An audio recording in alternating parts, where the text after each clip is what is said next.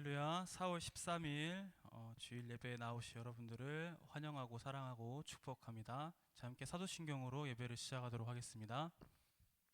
나는 전능하신 아버지 하나님 천지의 창조주를 믿습니다. 나는 그의 유일하신 아들 우리 주 예수 그리스도를 믿습니다.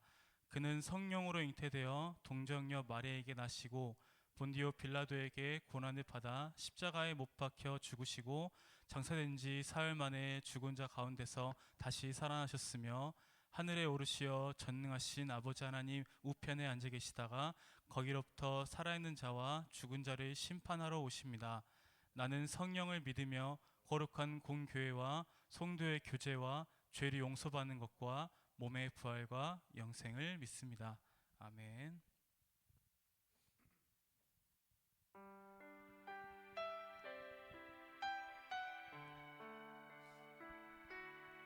주님의 사랑이 저희를 이곳으로 인도하였습니다. 이 시간 주님의 사랑을 목소리로 함께 고백하며 나아가면 좋겠습니다.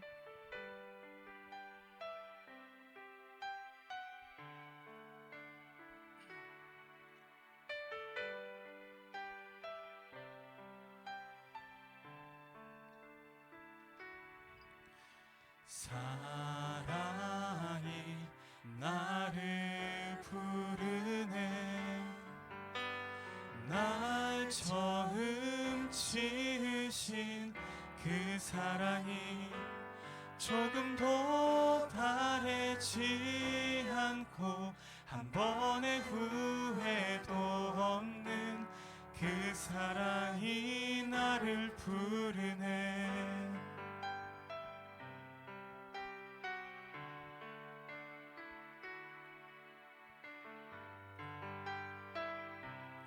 시간 한 번 더 고백할까요? 사랑이 나를 부르네. 사랑이 나를 부르네 날 처음 지으신 그 사랑이 조금도 바래지 않고 한 번의 후회도 없는 그 사랑이 나를 부르네. 영원한 주의 품 안으로 영원한 주의 품 안으로 풍성한 주의 식탁으로 친밀한 주의 음성으로 그 사랑이 나를 부르네. 그 사랑이 나를 부르네. 아멘.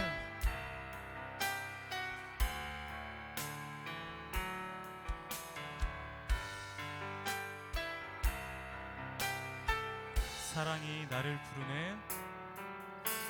사랑이 나를 부르네. 날 먼저 찾아온 그 사랑이 지금도 나를 보시며 여전히 함께 하시는 그 사랑이 나를 부르네. 영원한 주의 품 안으로 영원한 주의 품 안으로 풍성한 주의 식탁으로 친밀한 주의 음성으로 그 사랑이 나를 부르네. 한 번 더 찬양합시다. 영원한 주의 품 안으로 영원한 주의 품 안으로 풍성한 주의 식탁으로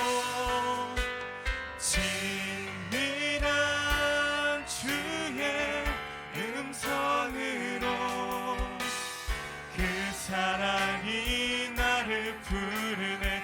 영원한 주 주의 품 안으로 영원한 주의 품 안으로 풍성한 주의 식탁으로 친밀한 주의 음성으로 그 사랑이 나를 부르네 그 사랑이 나를 부르네 그 사랑이 나를 부르네 그 사랑이 나를 부르네. 아멘.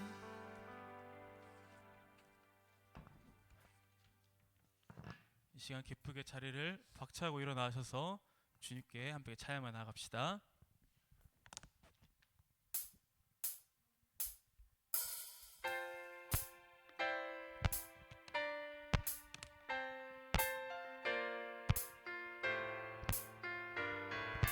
함께 찬양합시다. 하늘보다 높은 주의 사랑 하늘에서 주 자비 내려 영원한 사랑 알게 하소서 너무도 깊은 주의 끝없는 사랑 흐르게 하소서 주 사랑 더 알게 하소서 나에게 부소서 끝없는 사랑 원합니다. 아멘. 주님을 향한 저의 끝없는 사랑을 함께 목소리로 고백하기 원합니다. 같이 찬양할까요? 하늘보다 높은 주의 사랑 하늘에서 주 자비 내려 영원한 사랑 알게 하소서 너무도 깊은 주의 한 번 더 찬양합시다. 하늘보다 높은 주의 사랑 하늘에서 주 자비 내려 영원한 사랑 알게 하소서 너무도 깊은 주의 끝없는 사랑 흐르게 하소서 주 사랑 더 알게 하소서 나에게 부소서 끝없는 사랑 하늘보다 높은 주의 사랑 하늘에서 주 자비 내려 영원한 사랑 알게 하소서 너무도 깊은 주의 끝없는 사랑 흐르게 하소서 주 사랑 더 알게 하소서 나에게 부소서 끝없는 한 번 더 찬양합시다. 끝없는 사랑 흐르게 하소서 주 사랑 더 알게 하소서 나에게 부소서 끝없는 사랑 한 번 더 찬양합시다. 끝없는 사랑 흐르게 하소서 주 사랑 더 알게 하소서 나에게 부소서 끝없는 사랑 원합니다.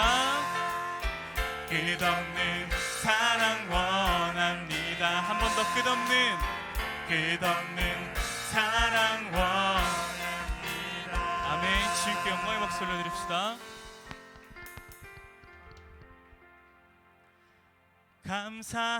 감사함으로 주를 높이며 그 문에 들어가서 찬송함으로 그 이름을 송축할지어다. 같이 찬양합시다. 감사함으로 주를 높이며 그 문에 들어가서 찬송함으로 그 이름을 송축할지어다. 아멘. 감사함으로 주님께 영광의 박수 올려드립시다. 할렐루야. 이 시간 저희 감사한 마음을 주님께 목소리로 찬양하기 원합니다. 많이 한 찬양이죠. 다시 낯이 있을 테니까 같이 한 목소리로 찬양하면서 나아갑시다. 함께 찬양할까요? 여호와를 즐거이 불러 기쁨으로 주께 나아가리. 여호와 하나님 난 주의 백성 기르시는 양이라. 아멘. 여호와를 즐거이 불러 기쁨으로 주께 나가리. 여호와 하나님 난 주의 백성 기르시는 양이라. 감사함으로 주를 높이며 그 문에 들어가서 찬송함으로 그 이름을 송축할지어다. 감사함으로 주를 높이며 그 문에 들어가서 찬송함으로 그 이름을 송축할지어다. 아멘. 한 번 더 고백합시다. 여호와를 즐거이 불러 기쁨으로 주께 나가리. 여호와 하나님 난 주의 백성 기르시는 양이라. 아멘. 여호와를 즐거이 불러 기쁨으로 주께 나가리. 여호와 하나님 난 주의 백성 기르시는 양이라. 감사함으로 주를 높이며 그 문에 들어가서 찬송함으로 그 이름을 송축할지. 감사함으로 주를 높이며 그 문에 들어가서 찬송함으로 그 이름을 송축할지어다. 주의 성실하심과 인자하심이 주의 선함과 인자하심이 영원하고 주의 성실하심이 대대에 미치리로다. 주의 선함과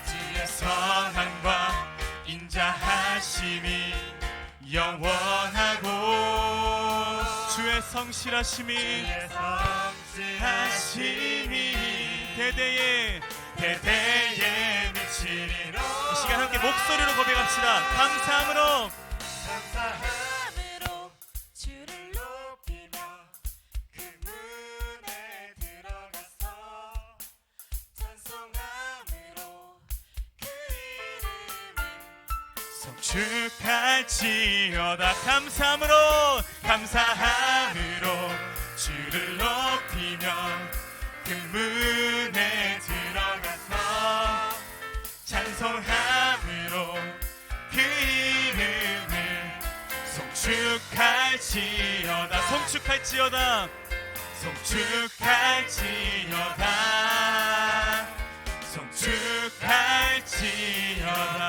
아멘. 주님께 영광의 박수 올려드립시다.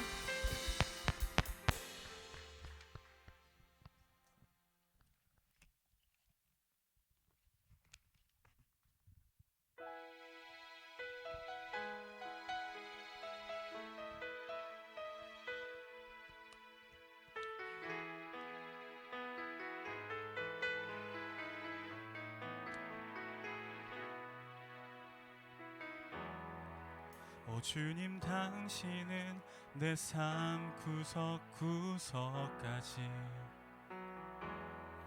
감찰하시며 나를 응원하시는 분, 내 길을 밝혀서 영원한 생명의 길로 인도하시며 나를 격려하시는 분. 오 주님 당신은, 오 주님 당신은 내 삶 구석구석까지 감찰하시며 나를 응원하시는 분, 내 길을 밝혀서 영원한 생명의 길로 인도하시며 나를 격려하시는 분, 크고 작은 갈등을 겪곤 하지만 항상 결국 당신을 선택합니다. 나의 유일한 고백, 나의 유일한 고백의 대상은 오직 아름다운 당신뿐입니다. 나의 유일한 고백의 대상은 오직 아름다운 당신뿐입니다. 나의 예배를 받으소서, 홀로 영광을 받으소서. 주여, 나의 주여.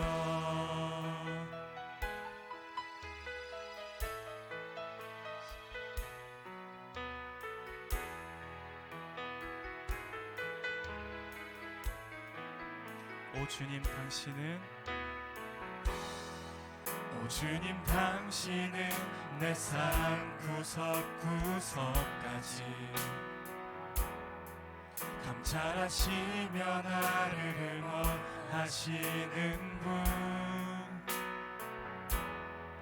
내 길을 밝혀서 영원한 생명의 길로 인도하시며 나를 격려하시는 분, 크고 작은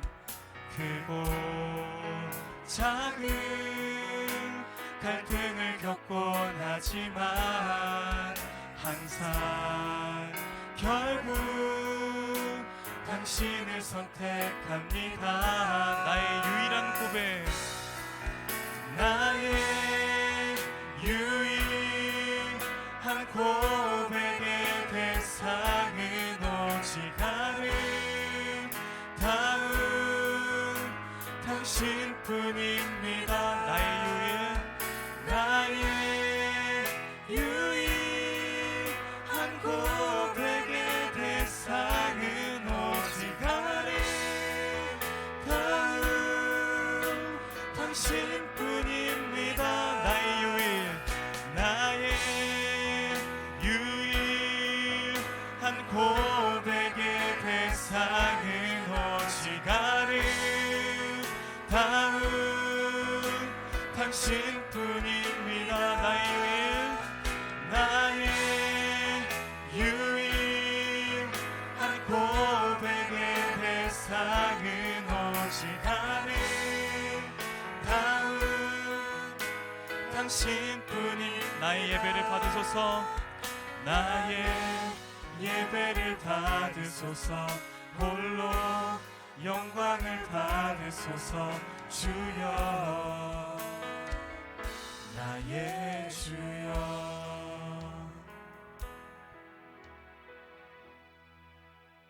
시간 대표 기도해 주시겠습니다.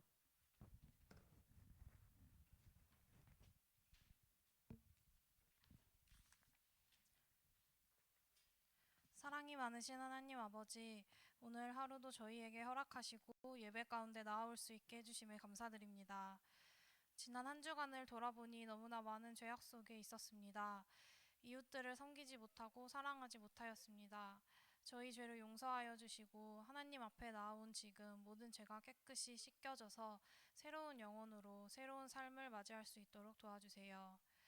그리스도인으로서 세상에 사랑과 섬김을 전파할 수 있도록 해주시고 가난과 질병, 산불로 고통받는 이웃들을 지켜주시고 삶의 터전을 보호해주세요. 혼란한 전국 또한 하나님 나라의 정의가 실현되는 과정으로 많은 문제들이 해결되기를 기도합니다. 청년들 개개인들의 개인적인 기도하는 바가 있습니다. 진로와 미래의 문제로 고민하는 청년들마다 지혜를 주시고 앞길을 열어주셔서 하나님의 능력을 믿고 의지할 때 놀라운 은혜를 보여주세요. 청년들과 그 가정 간의 몸과 마음의 건강을 허락하여 주세요. 예배를 위해 수고하는 많은 지체들이 있습니다. 목사님과 장로님, 지도해 주시는 집사님들과 여러 사역들로 봉사하는 청년들 모두에게 큰 은혜 부어주시고 말씀 듣는 귀를 열어주셔서 성령으로 가득하게 해주세요. 예배와 저희 삶 모든 순간 함께 하심을 믿으며 예수님 이름으로 기도드렸습니다.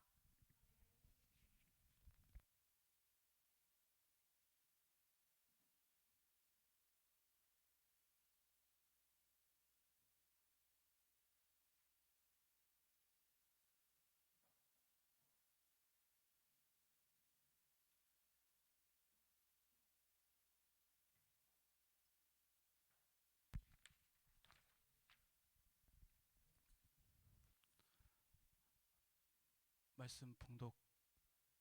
예.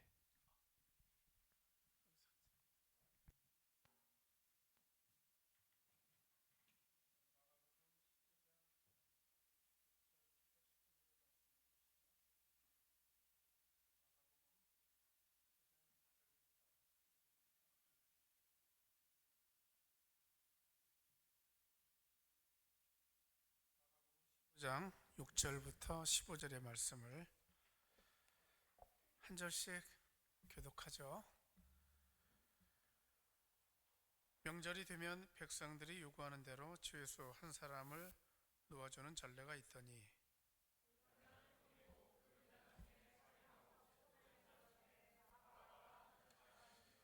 무리가 나아가서 전례대로 하여 주기를 요구한대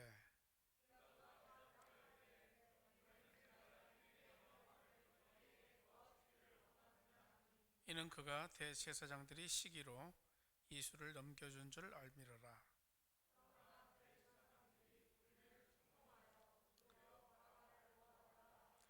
빌라도가 또 대답하여 이르되 그러면 너희가 유대인의 왕이라 하는 이를 내가 어떻게 하리야.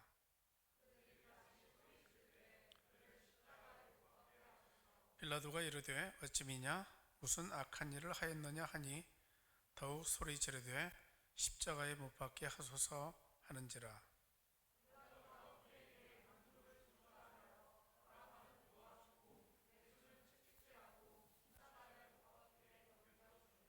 아멘. 청년 여러분 오랜만입니다. 잘들 지내셨어요? 그 어떤 모임이건 예배건 가면은 분위기가 있죠. 스피릿. 그게 하나의 영적 흐름이고 분위기고 어떤 가운데 기준이 되는 어떤 것인데 그것들이 살아있는 모임이 있죠. 그런 모임들은 따로따로 너무나 커도 안 좋은 것 같아요. 지사님. 따로따로 이렇게 마음이 나눠지지 않고 모이면 이렇게 하나가 되는 것이죠. 그런 모임이 참 좋은 모임이에요. 어떤 공동체가 모이더라도 그런 어떤 가운데 스피릿이 있고 그 스피릿 아래 사람들이 모이게 되면 하나가 되는 것이죠. 근데 그걸 성경은 이렇게 말씀했어요.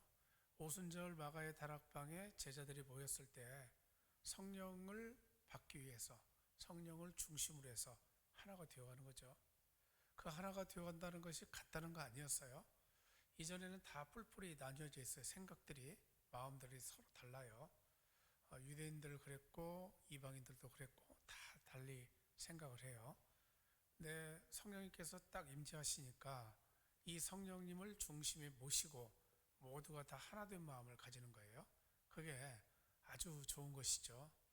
우리 청년부의 분위기가 그런 분위기가 되었으면 참 좋겠습니다. 공감하시죠, 여러분? 예. 레흐 야자젤 이런 말이 있어요. 레흐 정확히 여기하면 레흐 라 아자젤 이 뜻이에요. 그게 무슨 뜻이냐면 아사셀 염소를 압니까, 여러분? 아사셀. 그 예수님께서 십자가에 못 박혀 죽으신 것을 아사셀을 위한 염소로, 염소 제물로 그렇게 표현하기도 해요. 레위기 16장 말씀을 보게 되면 하나님께서 명령하셨어요. 염소 2마리를 가져오거라. 하나는 여호와를 위하여, 하나는 아사셀을 위하여. 그래서 여호와를 위한 이 순염소는 잡아가지고 하나님께 드려요. 근데 아사셀을 위한 염소는 잡지 않아요. 잡지 않고 어떻게 하느냐 하면 광야로 보내요. 광야로 보내게 되면 이 광야에 무엇이 있다고 생각하냐면 아사셀이 거기 있다는 거예요. 근데 아사셀은 뭐냐면은 악령이에요. 그 악령에게 붙잡혀 죽도록 광야로 내몰아요. 그러면 아사셀 위하여서 뽑힌 염소는 묵묵히 그 길을 걸어가죠. 그리고 실제로 그 예루살렘에서 유대 광야 쪽으로 한 몇십 킬로미터쯤 가게 되면 거기에 낭떠러지가 있어요. 근데 그 낭떠러지로 염소가 굴러 떨어지든지 아니면 그 중간에라도 그 사막에 뭐가 있냐면 표범이 있고 그 다음에 그 하이에나가 있어요. 이것들한테 잡아먹히게 되는 거죠. 그러니까 광야에 아사셀, 즉 악령이 있다는 것은 사실은 그 악령이 존재하는지 존재하지 않는지는 우리는 잘 모르지만 어쨌건 현상학적으로 현실적으로 그곳에 있는 것은 뭐냐면은 지금 표범이나 하이에나가 있는 거예요. 그리고 이 아사셀을 위해서 바쳐진 염소는 결국은 그 표범이나 하이에나에게 죽게 되죠. 그렇게 해서 제물로 이제 바쳐지는 거예요. 그래서 우리가 예수님께서 십자가에 못 박혀 죽으신 것을 어떻게 해석하냐면은 하나님께 바쳐진 제물이죠. 근데 아사셀을 위해서 바쳐진 제물로도 이야기를 합니다. 그게 뭐 어떤 의미일까요? 아사셀은 악령이거든요. 근데 우리 모두는 다 죄를 지은 죄인으로 살아갑니다. 현재 우리가 예수님을 믿어도 우리 죄가 없어지느냐? 안 없어져요. 그대로 있어요. 실제로 그걸 입증하는 게 뭡니까? 지금 여러분들 마음속에 온전히 하나님만 바라고 하나님께 집중하고 예배 드리고 있는가? 그렇기가 참 힘들어요. 우리 사람은 모두가 다 정신을 다른 데 빼앗기고 하나님께 집중하지 못하고 그 다음에 내 생각을 언제나 갖고 살아가고 하나님의 생각을 온전히 갖지 못해요. 이게 우리의 한계거든요. 그래서 우리는 언제나 죄인으로서 이 땅을 살 수밖에 없는데 예수님께서 십자가에 못 박혀 죽으실 때 우리 모든 죄가 다 용서함 받는다고 믿는 것이죠. 그렇게 해서 우리가 하나님을 믿음으로써 죄 용서함을 받는다 이걸 확실하게 믿는데 우리 모두는 다 아사셀에게 바쳐진 어떤 예수님 때문에 우리 모두가 살아나게 된 거예요. 지금 아까 이야기했던 레흐라 야자젤 이게 심한 욕이에요. 그게 뭐냐면은 라는 뭐뭐에게 야자젤 그것은 아사셀의 히브리어죠. 아사셀에게 레흐 가버려라 이 뜻이에요. 굉장히 심한 욕이죠. 예. 우리로 말하자면 굉장히 험악한 욕 중에 하나예요. 그러니까 레흐라 야자젤 하게 되면 악령에 가거라 이 뜻이에요. 그래서 별로 좋은 말은 아니죠. 근데 이 아사셀의 의미를 우리가 심층 잘 한번 가져보자는 거예요. 아사셀은 광야에 있는 악령을 이야기해요. 그리고 아사셀 염소는 그 광야에 있는 악령에게 바쳐지는 염소를 이야기해요. 그러면 우리가 아사셀에게 보낸다면 과연 어떤 것을 보내야 될까요? 묵상하시는 분이 있는데 묵상하지 말고 저하고 말씀을 나누면 돼요. 묵상하지 말고. 자, 왜 우리가 아사셀에게 보낸다면 무엇을 보낼까요? 나의 잘못된 것, 나의 죄성, 나의 어떤 부끄러운 것들 이것들을 아사셀에게 보내서 거기서 죽여야 되는 것이죠. 우리가 예수님의 십자가를 이렇게 이해를 해요. 어떻게 이해하냐면은 예수님께서 내 모든 죄를 위해서 죽어주셨어요. 그 죄는 뭐냐면 과거와 현재와 미래의 죄일까지 다 용서해 주셨어요. 그러면 여러분들 지금 온전해졌습니까? 거룩해요? 깨끗해요? 아니죠. 근데 왜 아니에요? 아닌 이유를 또 알아야죠. 정확하게. 왜 아니에요? 예수님께서 나를 위해서 십자가에 못 박혀 죽으셨는데 나는 여전히 죄인이라고 믿습니까? 아닌 것 같기도 하고 긴 것 같기도 하고. 그렇죠? 정확한 건 뭘까요? 여러분, 우리가 알아야 될 게 있어요. 한번 따라해 봅시다. 선언적 죄 용서, 실제적 죄 용서. 예수님께서 십자가에 못 박혀 죽으셨을 때 선언적인 용서함이에요. 근데 그 선언은 능력을 가져요. 실제로 용서 받을 수 있어요. 근데 선언적 죄 용서가 실제적 죄 용서가 되기 위해서 필요한 절차가 있어요. 그게 뭐겠어요? 그게 회개예요. 그러니까 회개하지 않으면 선언적 죄 용서가 실제적 죄 용서로 옮겨가질 못해요. 그래서 끊어지는 거죠. 끊어지면 어떻게 될까요? 구원 못 받아요. 정확한 거죠. 그래서 예수님께서 우리를 위해서 십자가에 못 박혀 죽으신 것은 선언적으로 우리에게 죄 용서를 주신 거예요. 그리고 나 스스로, 나 개인적으로는 어떻게 해야 그 죄 용서함을 내가 온전히 받고 하나님 나라 갈 수 있는 복을 누릴 수 있는가 하게 되면 내가 회개해야 되는 거예요. 회개하지 않으면 죄 용서가 없대요. 그래서 예수님께서 이런 말씀을 하셨어요. 한번 따라해 봅시다. 회개하라. 천국이 가까이 왔다. 한 번 더요. 천국이 가까이 왔다. 회개하라. 이렇게 말씀하셨어요?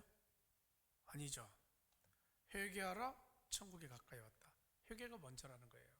그 다음에 천국이 있다는 거예요. 이 순서는 정확해요. 그래서 우리가 회개하지 않으면 예수님의 선언적 죄 용서를 실제적 죄 용서로 옮길 가능성이 차단되어 버리는 것이죠. 자, 그런 예를 우리가 이렇게 들 수 있어요. 어떤 사람이 살인을 했어요. 감옥에 갔어요. 근데 이 사람이 감옥에서 복음을 받아들였어요. 그리고 예수님께서 우리 모든 죄를 다 용서해 주시다는 걸 확고하게 믿고 자기는 하나님 나라 간다고 확신해요.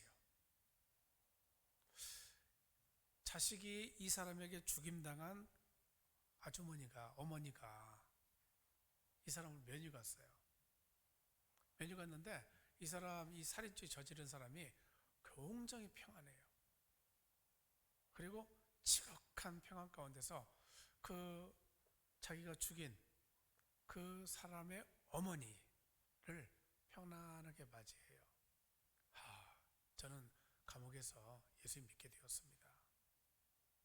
주님께서 저에게 지극한 평안을 주셨습니다. 저는 지금 죽더라도 하나님 나라 가는 것을 확실하게 믿습니다. 근데 이 살인자가 절대적으로 해야 될 거 빠뜨린 게 하나 있어요. 그 어머니에게 죄송하다고, 제가 정말 죽을 죄를 지었다고, 제가 잘못했다고 이야기를 해야죠. 이야기하지 않으면요, 죄 용서 없어요. 그걸 우리가 어디서 보느냐면 예수님께서 이런 비유의 말씀을 해주셨어요. 살인하지 말라 하는 말을 너희가 들었지만 나는 너희에게 바라노니 형제에 대해서 나가라고 욕하는 자, 미련한 놈이라고 이야기하는 자 각각 공회와 지옥불에 들어가게 된다. 이렇게 말씀해요. 그러니까 예수님께서 보시기에는 살인죄보다 더 커다란 죄가 무엇인가? 미련한 놈이라고 이야기하면 지옥불에 들어가게 된대요. 참 예수님 말씀이 너무 과하신 것 같은데, 그러면서 예수님께서 하신 말씀이 이런 말씀이세요. 만일 어떤 형제와 불화해서 그 형제가 너를 원망하거든, 재물이요. 하나님께 지금 바치는 재물이에요.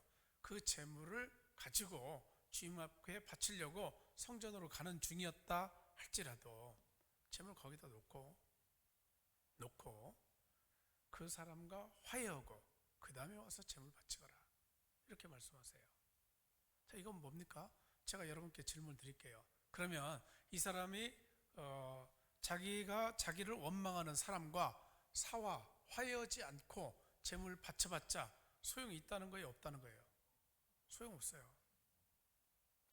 아무 의미 없어요. 그게 누구 말씀인가? 예수님이요. 그게 바로 회개예요. 그러니까 우리가 무엇을 잘못했으면 주님 앞에서 용서를 구해야 되는데 하나님께만 용서를 구하는 것을 하나님께서 인정해 주시는가? 아니라는 거예요. 누구에게요? 내가 잘못했던 그 사람, 그 사람에게 가서 먼저 화해하고 오라는 거예요. 그러니까 하나님은 우리에게 참 놀라운 말씀을 주신 건데, 예수님께서 우리가 잘못하고 회개한다고 하나님 앞에서 무릎 꿇고 엄청나게 울면서 금식하면서 기도한다고 해보시다. 소용없어요. 먼저 누구와 화해를 해야 된다고요? 내가 잘못했던 그 사람, 그 사람에게 화해하고 그 다음에 재물 바치라는 거예요. 예수님은 순서를 정확하게 정해 주신 거예요. 내가 잘못한 사람과 화해하지 못하면 화목제로서의 예수님은 너희가 영접하지 못한다는 거예요. 우리는 십자가를 두 가지로 봐요. 한번 따라해 봅시다. 속죄제물, 조금 크게요. 속죄제물, 화목제물, 두 가지로 봐요. 어느 쪽이 더 좋은 것 같아요? 둘 다 좋죠? 예. 근데 어느 쪽이 더 포괄적인 것 같아요? 화목제물이에요. 속죄제물은 어떻게 보면 개인적인 영역으로 굳어질 수 있어요. 하나님께서 나를 위해서 죄 용서함 주셨어. 내가 죄 용서 받았어. 나는 하나님 나라 갈 수 있어. 개인적인 구원 차원으로만 이게 굳어져 버려요. 근데 화목제물은요, 아까 지금 주님의 말씀 생각해 봤어요. 내가 잘못한 형제와 화해하지 않고서 아무리 하나님께 제물 드려봤자 쓸모없어요. 그거. 그리고 화목제물은 어떤 의미입니까? 나와 타인과의 관계성. 그렇다고 해서 하나님과의 관계성을 무시합니까? 아니죠. 하나님과 관계성은 먼저예요. 하나님과 화해하고 사람들과 화해하는 것, 이것이 이루어지는 제물이 무엇인가? 그게 화목제물이에요. 이 제물이 굉장히 중요한 제물이거든요. 예수님께서 화목제물로 오셨어요. 그러면 속죄제물로는 안 오셨는가? 속죄제물로도 화목제물로도 오셨어요. 바울은 이 점을 중요하게 이야기해요. 그래서 두 가지를 다 이야기해요. 하나는 속죄제물로, 하나는 화목제물로 이야기하면서 이 두 개가 절대적으로 연결이 되어 있다는 거예요. 이 연결 못 시키는 사람이 어떤 사람인가 하게 되면 일부 몰직한 기독교인들이에요. 자기만 알아요. 자기와 하나님과의 관계성만 중요해요. 조금 범위 넓혀도 우리 가족과 하나님, 그리고 내가 잘 아는 어떤 친구와 하나님, 여기까지만 범위를 둬요. 그 이상 넘어가질 않아요. 근데 올바른 기독교는 어떻게 생각하냐면요, 나뿐만 아니라 나도 죄인이고 다른 사람도 죄인인데, 그리고 우리나라, 우리 교회, 우리 나라 사람뿐만 아니라 이방인까지 생각하고요. 모든 사람은 공평하게 하나님께서 만드셨으니까 모든 사람 다 같이 사랑해야 되니까 그 정도로 이제 포괄성을 가지고 화목제물의 의미를 생각하면 그게 올바른 기독교인의 모습이에요. 오늘날 기독교가 얼마나 욕을 얻어먹는지 모르죠. 근데 누구 때문일까요? 한번 따라해 봅시다. 나 때문에. 나 때문에. 다른 사람 볼 거 없더라고요. 내가 문제더라고요. 나부터 고치면 고쳐져요. 근데 나는 보지 않고 나는 그래도 이만큼 하면 돼. 근데 저 사람 예수 믿는 거 진짜 저거 문제 있어. 저거 바로 잡아야 돼. 하면서 남을 보기 시작하잖아요. 그런 순간 그 사람의 신앙은 다 망가지는 거예요. 나를 볼 줄 알아야 돼요. 왜요? 하나님께서 보시기에는 아무리 올바른 사람도 아무리 틀린 사람도 주님의 눈으로 보시기에 어떨까요? 50보 100보예요. 커다란 차이 없어요. 50보 100보. 이 사람도 죄 지었고 저 사람도 죄 지은 거예요. 다 똑같아요. 그런 마당에 누가 누구를 정죄하지 못해요. 그렇다고 해서 올바른 거 추구하지 말라, 그건 아니에요. 올바른 거 추구해 가야 돼요. 근데 그 올바른 거 추구하면서 남을 정죄하고 판단하지 말자는 거예요. 그 사람들도 부족하고 나도 부족한데 저 사람이 조금 더 부족하잖아요. 그러면 저 사람 위해서 기도하는 거예요. 그리고 함께 손잡고 가는 거예요. 그게 신앙인의 길이지. 다른 사람 함부로 정죄하고 판단하고 내가 아무리 옳은 것 같이 살아도 그 삶을 주님께서 보시기에는 50보 100보예요. 똑같아요. 그래서 우리가 하나님을 믿는데 어떻게 믿어야 되는가, 오늘 말씀을 우리가 한번 생각해 보고자 해요. 오늘 말씀을 보게 되면 누가 나옵니까? 예수님을 넘겨줘요. 넘겨주는데 이 넘겨준다는 말씀이 고린도전서 11장에 나와요. 한번 따라해 봅시다. 넘겨주다, 넘겨받다. 넘겨주니까 넘겨받죠. 그렇죠? 예. 근데 이게 어디에 나옵니까? 고린도전서 11장 말씀을 보게 되면 거기 고린도 교인들이 성만찬을 해요. 그때는 성이라는 글씨가 안 들어가요. 사실은 만찬이에요. 만찬은 언제 했냐면 저녁 때 했어요. 저녁 식사가 만찬이에요. 그래서 사람들이 다 뭘 가져옵니까? 음식을 가져와요. 포도주 가져오고요. 그래서 거기다가 펼쳐놓고 다 같이 예수님의 떡, 예수님의 몸된 떡, 예수님의 피된 포도주를 먹으면서 주님의 만찬을 기리는 거예요. 근데 고린도 교인들은 어떻게 만찬했냐면은 이렇게 했어요. 고린도 교회는 파벌이 있어요. 바울파, 베드로파, 게바파죠. 예. 그 다음에 아볼로파, 그 다음에 그리스도파. 그리스도파는 사실은 없었을 거예요.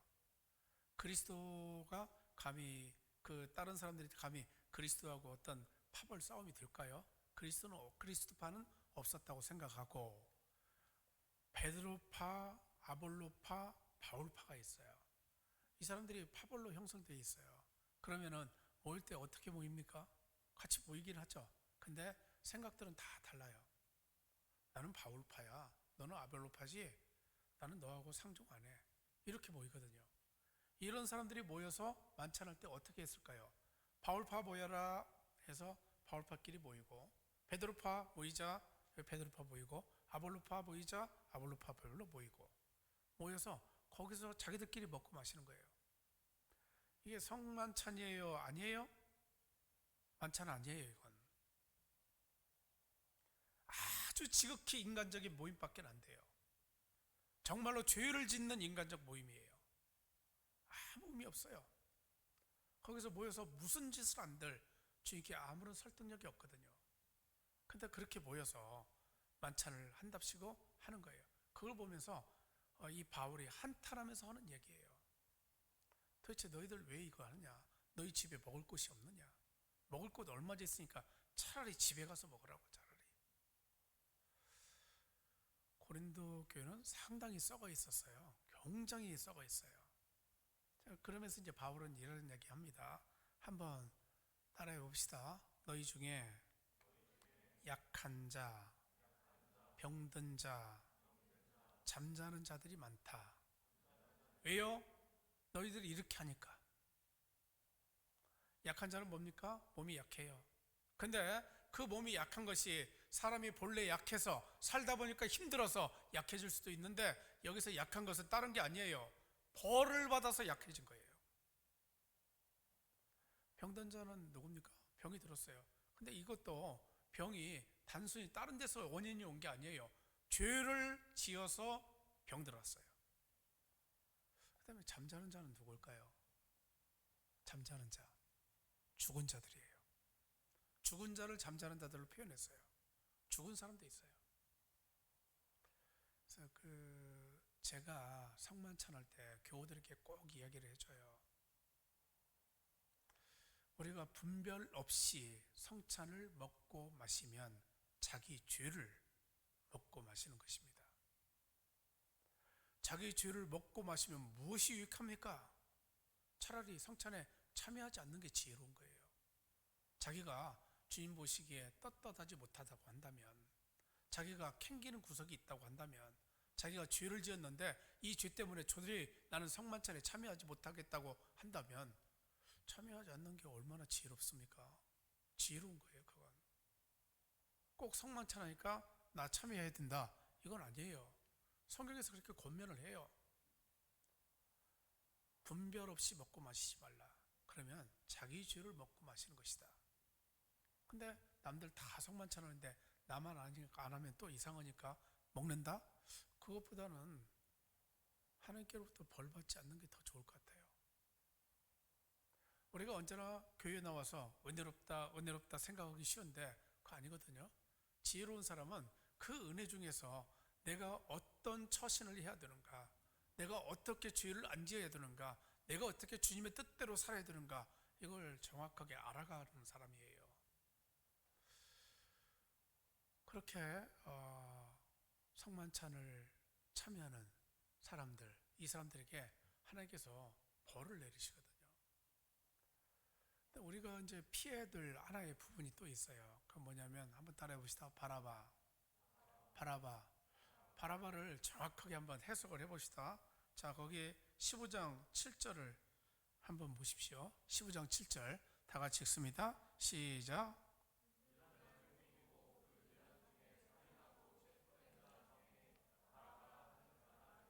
예, 우리나라도 밀란이 일어날 것이라고 상당히 암울한 추측을 했던 시기가 불과 몇 달 전이에요. 한 달 전쯤 됐나? 몇 달 전이나. 밀란이 일어나는 것. 밀란이 뭡니까? 백성들이 반란을 일으키는 거예요. 근데 왜 밀란일까요? 왜요? 밀란 중에 살인한 사람이 바라바예요. 이 밀란이 뭘까요? 성격이 독립운동이에요. 로마에 대항해서 유대 사람들이 들고 일어나서 나라의 독립을 위해서 투쟁한 거예요. 그래서 바라바는 보통 사람이 아니에요. 지금 독립투사예요. 그러면 우리나라에 안중근이나 윤봉길이 있으면 여러분들 그 사람들을 나쁜 사람이라고 살인자라고 이야기합니까? 그렇지 않죠. 예, 인정해 주죠. 예, 바라바 똑같아요. 그래서 이 사람들이 죄수를 풀어주는 전례를 적용해서 누구를 풀어달라고 합니까? 예수님보다는 바라바가 낫다고. 근데 원래는 예수님이 인기 있었어요? 바라바가 인기 있었어요? 원래는 예수님이 인기 있었어요. 왜요? 성경에 나오는데 예수님께서 메시아래요. 그리고 예수님께서 하나님의 아들로 이 땅에 오신 거예요. 놀라웠어요. 그리고 실제로 예수님은 기적을 일으켜요. 귀신을 쫓아내요. 그리고 오병이어의 기적까지 일으켜요.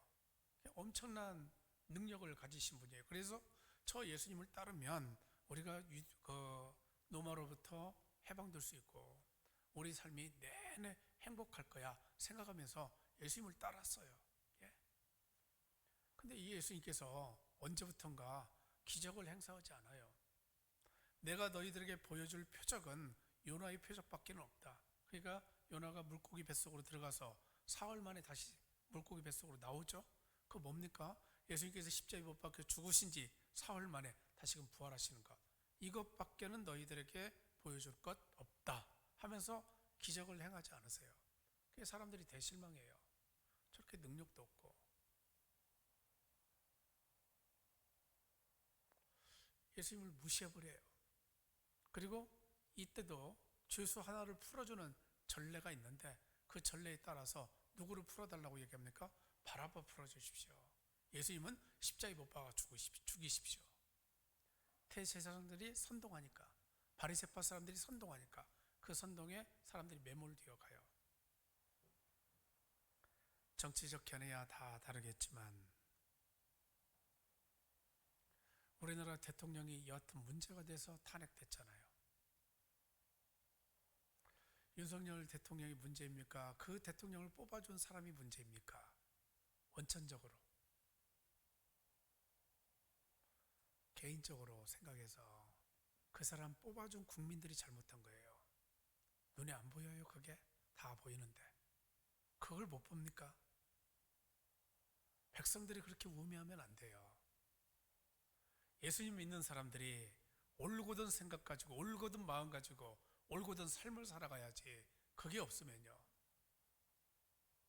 신앙인이라고 말할 수 없어요. 신앙인은 항상 올바라야 돼요. 예수님께서 십자가에 못 박혀 죽으실 때 두 가지의 주제가 떠올라요. 하나 따라해 봅시다. 정의, 사랑. 무엇이 먼저일까요? 두 가지 중에 무엇이 먼저예요? 말을 안 하는 여러분들의 입장을 이해합니다. 말아서 괜히 틀린 말 하면 또 이상할까 봐서. 정의가 먼저예요. 최종적으로는 무엇이 중요할까요? 사랑이에요. 근데 정의가 없는 사랑은 존재할 수 없어요. 올바름이 있어야 돼요. 누가 봐도 깔끔하고 누가 봐도 정리가 돼 있고 누가 봐도 행동거지가 분명한 사람, 이게 정의감이거든요. 이게 있어야 돼요. 여러분, 참고로 하나님께서 이 세상을 만드실 때 올바르게 만들어 주셨어요. 그 올바른 것의 관점이 뭘로, 여러분들 자연을 보면 하나님의 뜻을 알 수 있는데, 사람들이 평균적으로 봐서 균형이 잡혀 있어요, 안 잡혀 있어요? 눈이 한쪽에만 있어요, 양쪽 다 있어요? 균형 잡혀 있잖아요. 코도 가운데 딱 있고, 입도 전체 중에서 딱 하나, 중앙에 하나 있고, 이게 균형이에요.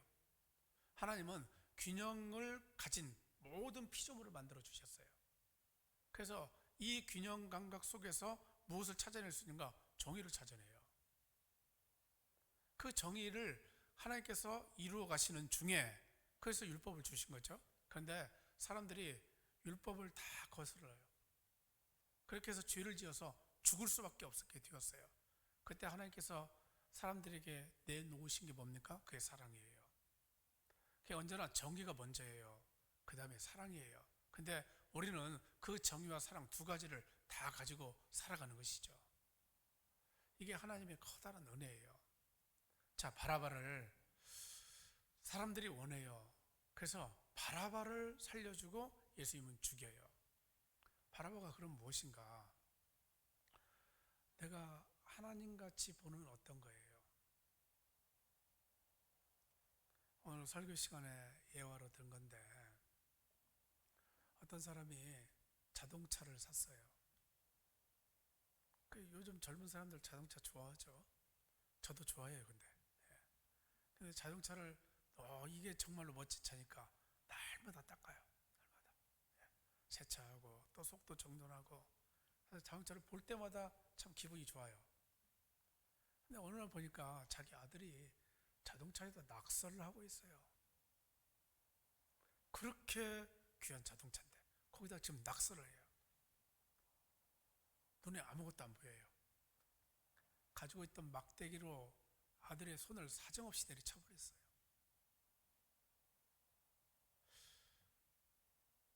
왜냐하면 자동차가 아들보다 더 소중해요. 그 순간에는. 근데 이제 병원에 갔죠. 아들이 가서 치료받았어요. 그리고 이 아버지가 그 자동차를 한번 봤어요. 아들이 낙서한 그 자리에 무엇이 써있나. 이놈이 도대체 무엇을 여기다 썼냐고. I love daddy 이렇게 써있어요. 아빠 사랑해요. 이 아들은 이렇게 생각한 거예요. 우리 아빠가 자동차를 좋아하는데 이 자동차 타고 다니실 때마다 내가 아빠를 사랑한다는 것, 이걸 글로 쓴 거예요. 여러분, 우리가 예수님을 사랑하는데 어디까지 사랑해야 되는가? 내가 소중하게 여기는 것을 좋아하는데 어디까지 좋아해야 하는가? 답이 분명히 나와요. 모든 것은 주님 아래에 있어요. 주님보다 위에 있는 것 아무것도 없어요. 근데 우리 신앙은 이렇습니다. 신앙이라는 게 참 때로는 정말로 가치 없게 되어서 우리 신앙이 하나님을 바라본다고 바라보는데 그 과정 중에서도 내가 바라바를 찾아내서 내 것으로 가져요. 교회를 하는데, 봉사를 하는데, 섬기는데, 사람들 위해서 열심히 일하는데 내가 나를 위해서 일한다고 해봅시다. 목사가 설교 준비하는데 내가 이렇게 설교를 하면 사람들이 나를 좋아할 거야. 내가 인기가 올라갈 거야. 이런 관점을 가지고 만약에 설교문을 작성한다고 해봅시다. 참 고약한 사람들이에요. 그러면 안 되는 거예요.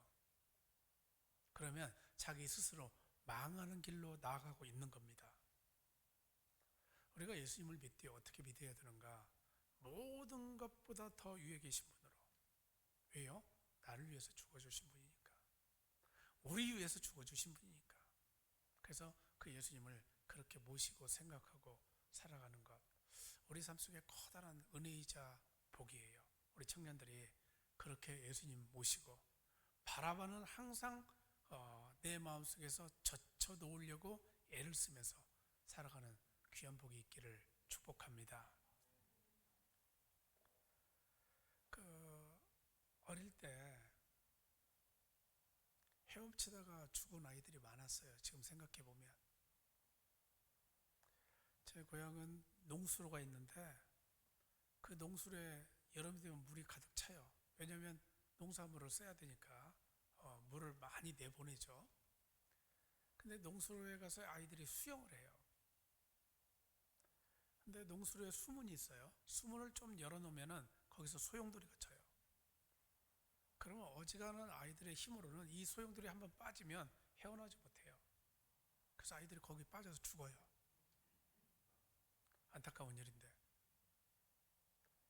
근데 그때 든 생각이 뭐냐면, 야, 부모님들이 이 아이들을 거기 가면 너 큰일 날 수 있다. 너 빠져 죽을 수 있다. 이걸 왜 가르쳐 주시 못했는가? 우리가 언제나 그래요. 진리를 알려고 애를 쓰는 그만큼 비진리도 알아야 돼요. 그건 왜 알아야 됩니까? 이거 알아야 극명하게 대비가 되거든요. 내가 정리를 잘 할 수 있어요. 그 속에 가면 죽을 수 있다는 것, 그걸 아는 사람은 그쪽에 안 가요.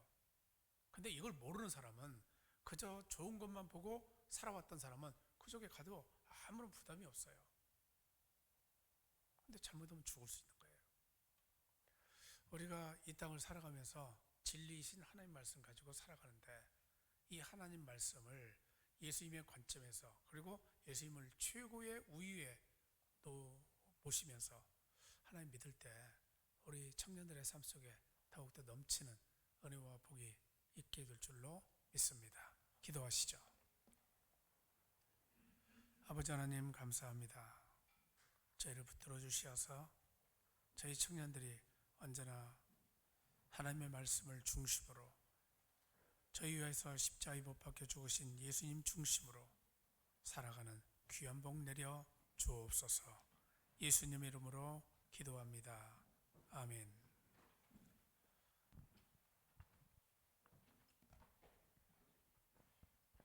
이 시간 봉헌하도록 하겠습니다.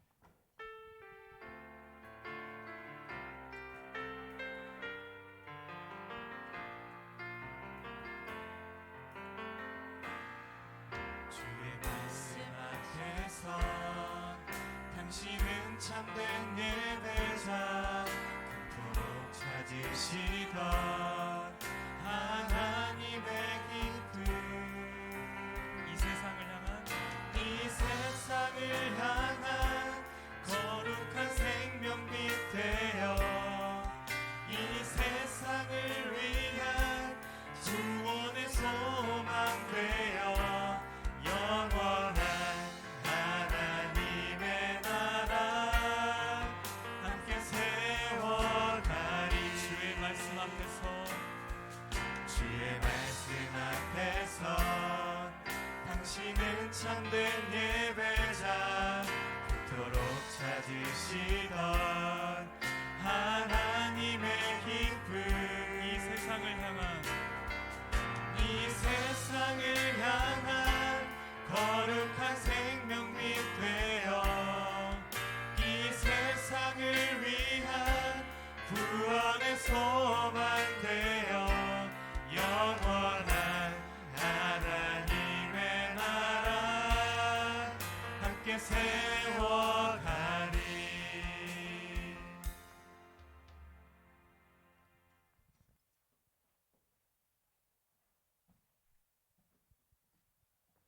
주 아버지 하나님, 감사합니다. 저희들이 정성껏 주님 앞에 바칩니다. 바친 손손들 기억해 주시고 저희들의 삶 속에 넘치는 은혜와 복을 허락해 주옵소서.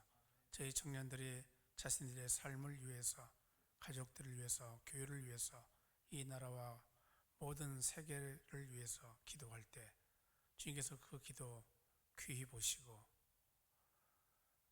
그 기도에 주님께서 응답해 주시되 자신의 삶 속에서 넘치는 은혜와 복을 가지고 다른 사람에게 나누어주는 귀한 삶으로 승리할 수 있도록 복내려 주옵소서. 이제는 우리 주님 예수 그리스도의 은혜와 아버지 하나님의 사랑과 성령님의 감동이 광주 사람교회 모든 청년들 위에 지금부터 영원토록 함께 계시기를 축원하옵나이다. 아멘.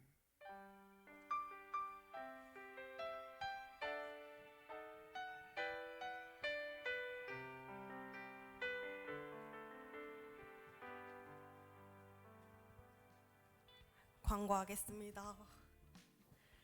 혹시 오늘 예배 오실 때 성경책 갖고 오신 분 계신가요? 손 한 번만 들어보시겠어요? 한 분, 두 분.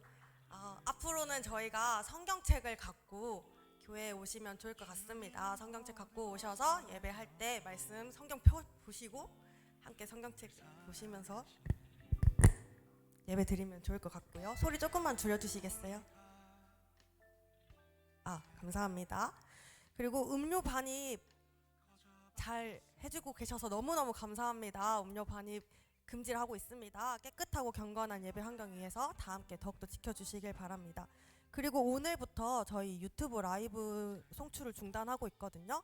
녹화는 계속하고 있으니까 예배를 다시 한번 듣고 싶다 하시는 분들은 우리 교회 홈페이지 들어가셔서 녹화분 보시면 될 것 같습니다. 그리고 카카오톡 채널 추가 아직 안 하신 분들은 주보 아래에 QR코드 있으니까 꼭 친구 추가해 주시길 바랍니다. 다음이요.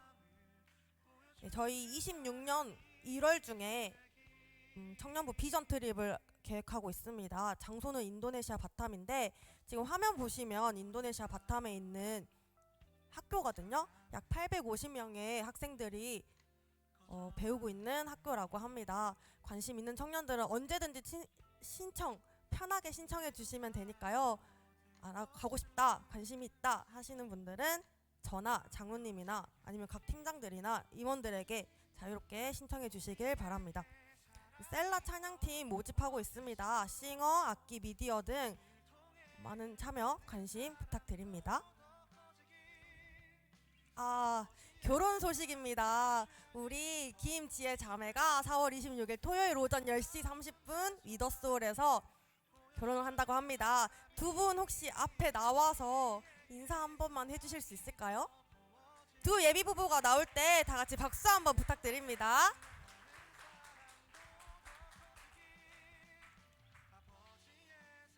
앞에서 결혼을 앞두고 있는 소감이나 결혼을 권하고 싶은 생각이나 이런 거 한마디만 자기소개도 한번 해주세요.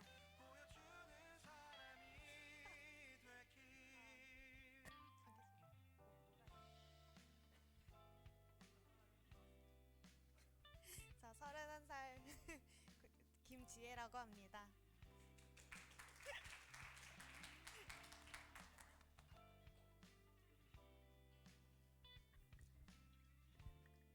옆에 있는 아리따운 신부의 신랑 송시안입니다.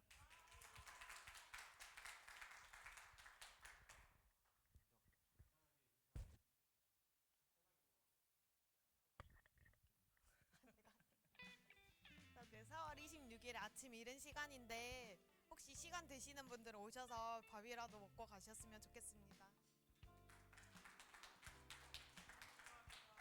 들어가지 마시고 축복송 한번 하면서 저희 예배 부부를 위해서 다 같이 축복송 하면 좋을 것 같습니다. 팔을 함께 앞으로 뻗으셔서 앞으로 함께할 예비 부부를 위해 축복해 주시면 좋겠습니다. 하나님의 사랑이 해주세요.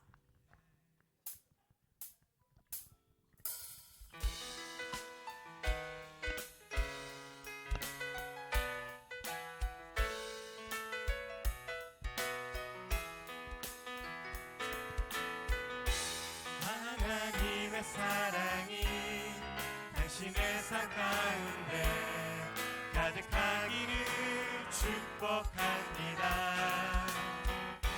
하나님의 은혜가 우리 가운데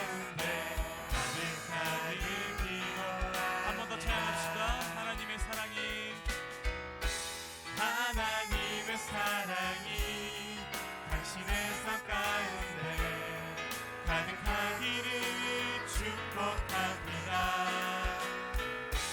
하나님의 은혜가 우리 가운데 가득하기를 기도합니다. 네, 사랑하고 축복합니다. 결혼 축하드립니다.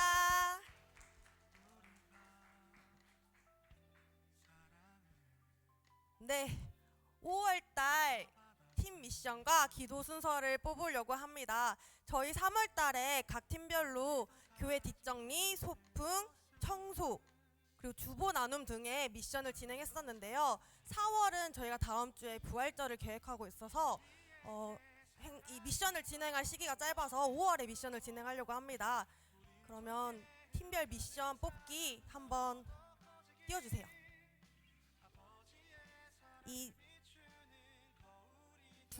첫 번째 화면, 네.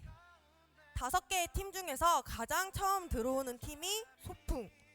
5월달 미션 좀 바뀌었는데요.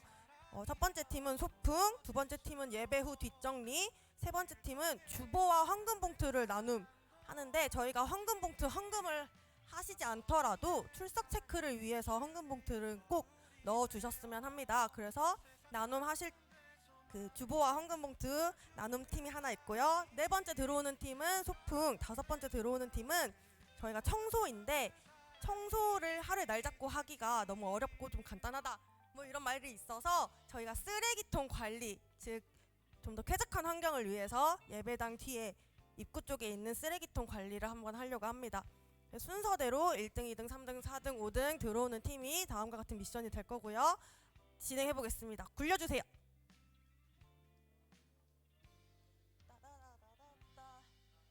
첫 번째 선주팀 앞서고 있고요.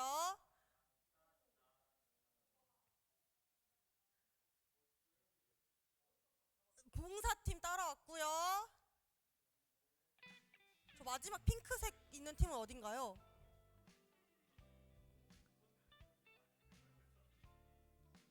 좋아요. 친교 데코 통과 봉사 나는 나는 선주팀 마지막으로 들어오겠습니다. 잘 적어주시길 바랍니다.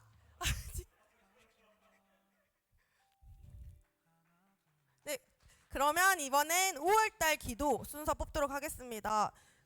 들어오는 순서대로 5월 4일, 5월 11일, 5월 18일, 5월 25일 기도 순서가 될 거고요. 오늘 예배 출석하신 새내기 제외 그리고 새가족 제외 한 분들 명단 적었으니 혹시 뽑히더라도 교환 가능하니까 너무 부담 갖지 말아주시길 바라고요. 기도 순서 한번 뽑아보겠습니다. 시작해주세요.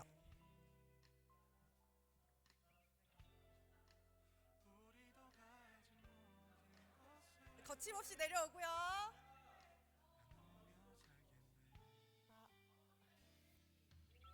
자, 나영, 지연 들어오나요? 막히나요? 안 막힙니다. 지연 자매.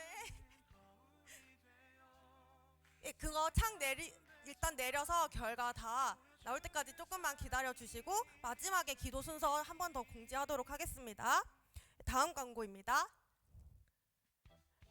네, 이번 주부터 고난주간 시작하거든요.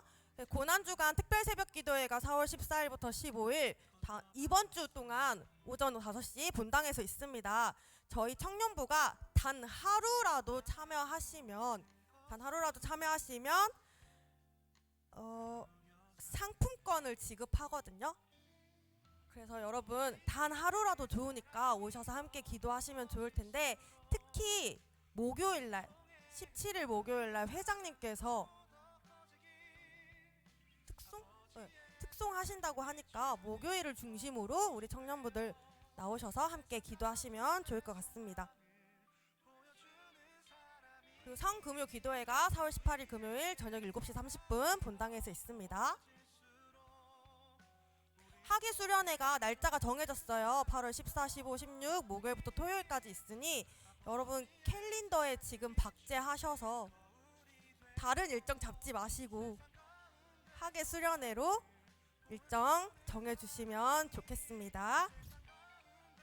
다음 다음 주는 부활절입니다. 저희가 부활절 미니 행사를 준비하고 있거든요. 그러니까 미니 행사 좀 기대해 주셔서 다음 주에도 많이 출석해 주시면 좋겠습니다. 그리고 토요 모임이 진행될 계획입니다. 우리 임원들과 팀장들 교육을 위한 모임으로 4월 19일에 첫 시작하니 팀장님들께서는 잊지 말고 참석해 주시길 바랍니다. 야외 음악회가 4월 21일 월요일 오후 7시 양림동 10년후 그라운드에서 진행되는데요. 우리 송주혜 자매님께서 이 야외 음악회에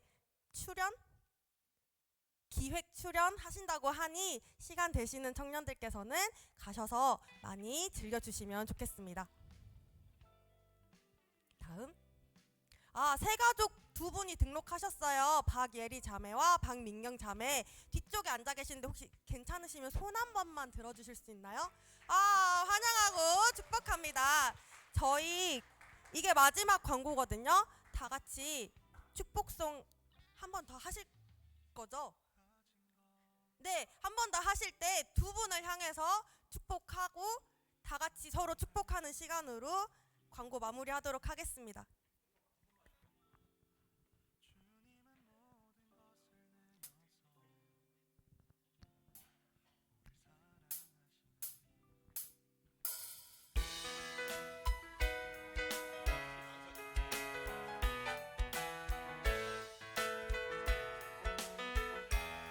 하나님의 사랑이 하나님의 사랑이 당신의 삶 가운데 가득하기를 축복합니다.